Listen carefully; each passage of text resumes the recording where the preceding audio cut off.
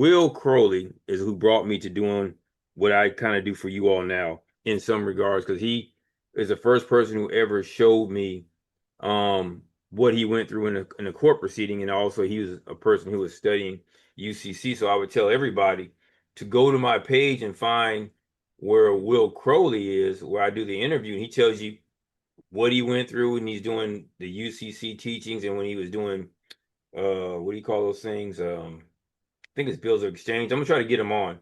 And he showed it to me. He's like, Greg, everybody will tell you all these fantastical stories. And by the way, this is about 12, 13 years ago when I first started coming into some of this so-called information that people are still seemingly trying to use that doesn't work, or that I haven't seen any proof that it works, particularly the way that it's sold to work. So that's what brought me here. And another thing I don't do is I don't recommend anybody put themselves in a position that would be detrimental to what word you used earlier, like self-preservation. I don't Yeah. suggest that people do what I've had to do as far as self-representing. It's because in every one of those cases where I had that driving without license, which I was willing to suffer the consequences to go through the court, I was facing jail time every time. So those 12, 13, whatever they were, I was looking at jail time every time.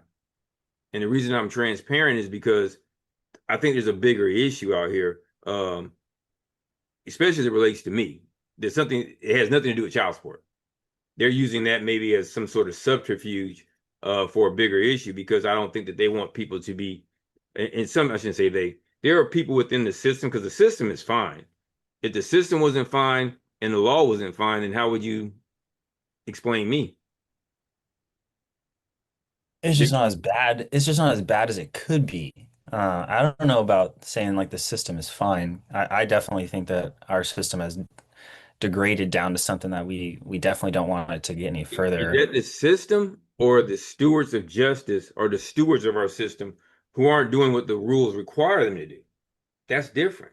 I see that there's nuance there, but I see it as a bit of one and the same. Like, and I've told you that I've been reading like the Federalist Papers and other historical documentation to understand like the underpinnings of why we have the system that we have. But, it does is the way that the system is designed great? Yeah.